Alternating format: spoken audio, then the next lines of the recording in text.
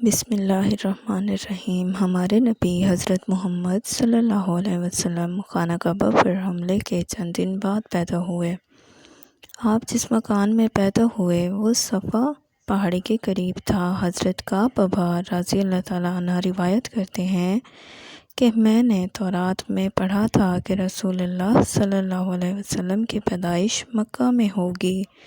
یہ کعب پہلے یہودی تھے، اسی لیے تورات پڑھا کرتے تھے۔ دنیا میں آتے ہی حضور اکرم صلی اللہ علیہ وسلم روئے۔ حضرت عبد الرحمن بن عوف رضی اللہ تعالیٰ عنہ کی والدہ کہتی ہیں کہ جب حضرت آمنہ کے ہاں ولادت ہوئی تو میں وہاں موجود تھی۔ آپ صلی اللہ علیہ وآلہ وسلم میرے ہاتھوں میں آئے۔ یہ غالباً دایاں تھیں، ان کا نام شفا تھا۔ فرماتی ہیں جب آپ میرے ہاتھوں میں آئے تو روئے۔ آپ کے دادا عبد المطلب کو آپ کی ولادت کی اطلاع دی گئی۔ وہ اس وقت خانہ کعبہ کا طواف کر رہے تھے۔ اطلاع ملنے پر گھر آئے، بچے کو گود میں لیا۔ اس وقت آپ کی والدہ نے ان سے کہا یہ بچہ عجیب ہے، سجدے کی حالت میں پیدا ہوا ہے، یعنی پیدا ہوتے ہی اس نے پہلے سجدہ کیا، پھر سجدے سے سر اٹھا کر انگلی آسمان کی طرف اٹھائی۔ عبد المطلب نے آپ کو دیکھا، اس کے بعد آپ کو کعبہ میں لے آئے۔ آپ کو گود میں لیے رہے اور طواف کرتے رہے، پھر واپس لا کر حضرت آمنہ کو دیا۔ آپ کو عرب کے دستور کے مطابق ایک برتن میں ڈھانپا گیا، لیکن وہ برتن ٹوٹ کر آپ کے اوپر سے ہٹ گیا۔ اس وقت آپ اپنا انگوٹھا چوستے نظر آئے۔ اس موقع پر شیطان بری طرح چیخا۔ شیطان صرف 4 مرتبہ چیخا۔ پہلی بار اس وقت جب اللہ تعالیٰ نے اسے ملعون ٹھہرایا، دوسری بار اس وقت جب اسے زمین پر اتارا گیا، تیسری بار اس وقت چیخا جب آپ صلی اللہ علیہ وآلہ وسلم کی پیدائش ہوئی، اور چوتھی مرتبہ اس وقت جب نبی کریم صلی اللہ علیہ وآلہ وسلم پر سورہ فاتحہ نازل ہوئی۔ اس موقع پر حضرت حسان بن ثابت رضی اللہ تعالیٰ عنہ کہتے ہیں کہ میں 8 سال کا تھا، جو کچھ دیکھتا اور سنتا تھا اس کو سمجھتا تھا۔ ایک صبح میں نے یثرب یعنی مدینہ منورہ میں ایک یہودی کو دیکھا۔ وہ ایک اونچے ٹیلے پر چڑھ کر چلا رہا تھا۔ لوگ اس یہودی کے گرد جمع ہو گئے اور بولے کیا بات ہے، کیوں چیخ رہے ہو؟ یہودی نے جواب دیا احمد کا ستارہ طلوع ہو گیا ہے، وہ آج رات پیدا ہو گئے ہیں۔ حضرت کعب ابا رضی اللہ تعالیٰ عنہ فرماتے ہیں کہ میں نے تورات میں پڑھا ہے کہ اللہ تعالیٰ نے حضرت موسیٰ علیہ السلام کو آپ صلی اللہ علیہ وآلہ وسلم کی ولادت کے وقت کی خبر دے دی تھی، اور حضرت موسیٰ علیہ السلام نے اپنی قوم بنی اسرائیل کو اس کی اطلاع دے دی تھی۔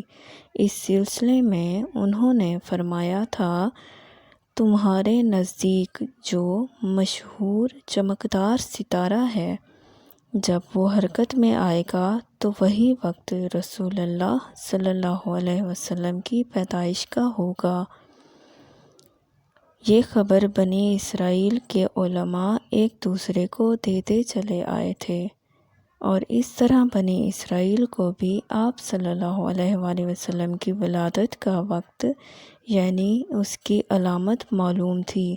حضرت عائشہ رضی اللہ تعالیٰ عنہا سے روایت ہے کہ ایک یہودی عالم مکہ میں رہتا تھا۔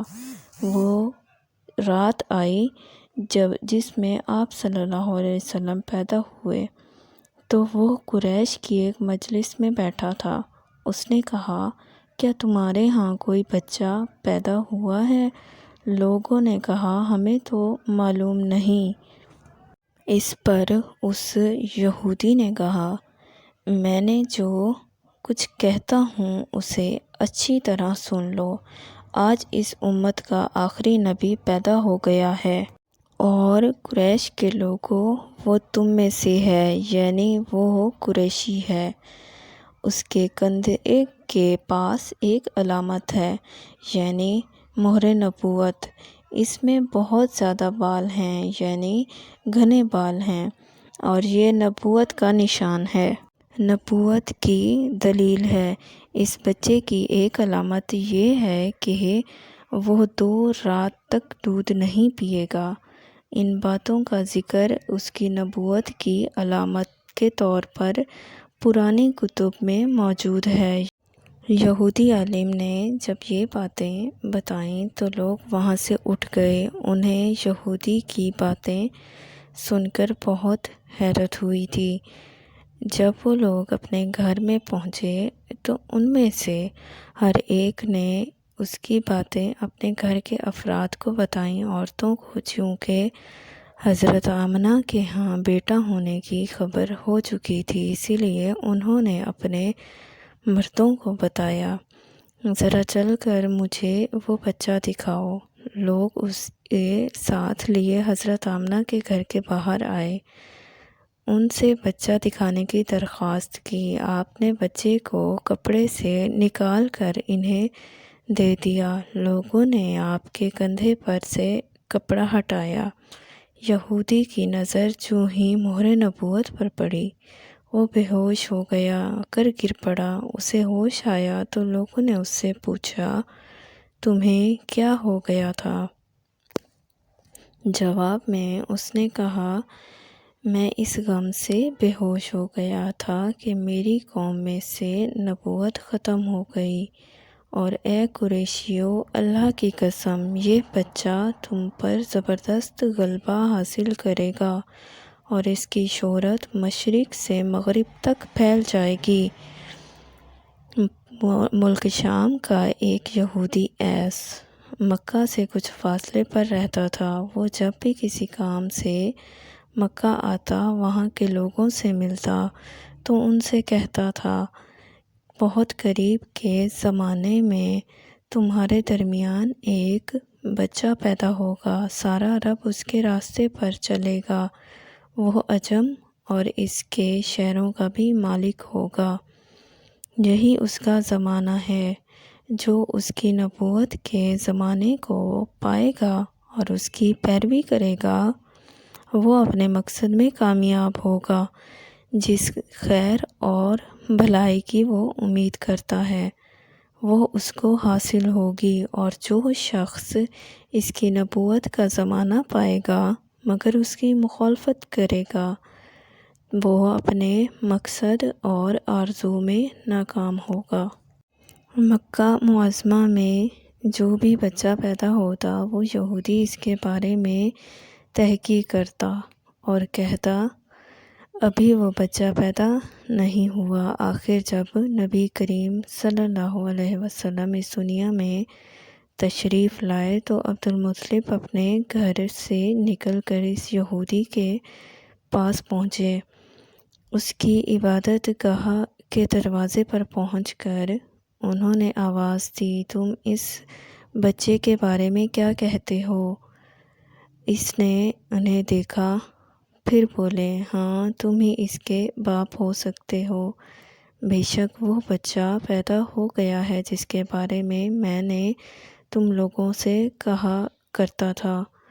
وہ ستارہ آج طلوع ہو گیا ہے جو اس بچے کی پیدائش کی علامت ہے، اور اس کی علامت یہ ہے کہ اس وقت اس بچے کو درد ہو رہا ہے۔ یہ تکلیف اسے 3 دن رہے گی اور اس کے بعد یہ ٹھیک ہو جائے گا۔ عرب میں دادا کو بھی باپ کہہ دیا جاتا تھا۔ یہودی نے عبدالمطلب سے بھی یہ بھی کہا تھا کہ اس بارے میں اپنی زبان بند رکھیں، یعنی کسی کو کچھ نہ بتائیں، ورنہ لوگ اس بچے سے زبردست قسم کا حسد کریں گے، اتنا حسد کریں گے کہ آج تک کسی نے نہیں کیا، اور اس کی اس قدر سخت مخالفت ہوگی کہ دنیا میں کسی اور کی اتنی مخالفت نہیں ہوئی۔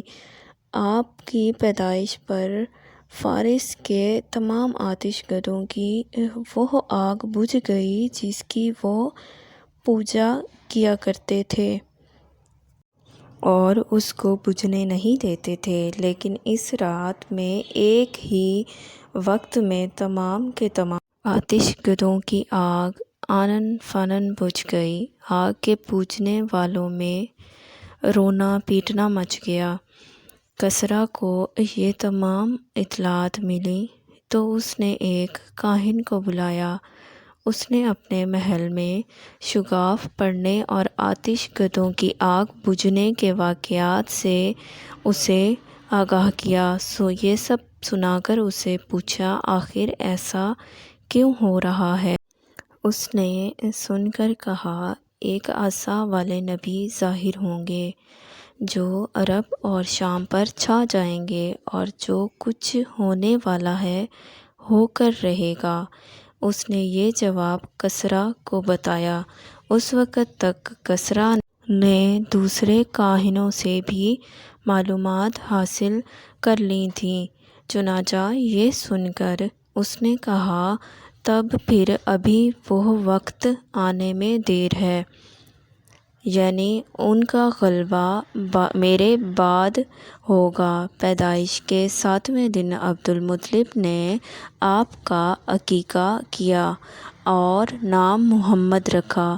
عربوں میں سب سے پہلے یہ نام کسی کا نہیں رکھا گیا تھا۔ قریش کو یہ نام بہت عجیب سا لگا، چنانچہ کچھ لوگوں نے عبدالمطلب سے کہا، اے عبدالمطلب، کیا وجہ ہے کہ تم نے اس بچے کا نام اس کے باپ دادا کے نام پر نہیں رکھا، بلکہ محمد رکھا ہے، اور یہ نام نہ تمہارے باپ دادا میں سے کسی کا ہے نہ تمہاری قوم میں سے کسی کا ہے؟ عبدالمطلب نے انہیں جواب دیا، میری تمنا ہے کہ آسمانوں میں اللہ تعالیٰ اس بچے کی تعریف فرمائے اور زمین پر لوگ اس کی تعریف کریں۔ اسی طرح والدہ کی طرف سے آپ کا نام احمد رکھا گیا۔ احمد نام بھی اسی سے پہلے کسی کا نہیں رکھا گیا تھا۔ مطلب یہ ہے کہ ان دونوں ناموں کی اللہ تعالیٰ نے حفاظت کی اور کوئی بھی یہ نام نہ رکھ سکا۔ امید کرتی ہوں آپ کو ویڈیو پسند آئی ہوگی۔ چینل کو سبسکرائب کیجیے گا، اپنی دعاؤں میں یاد رکھیے گا۔ اللہ حافظ۔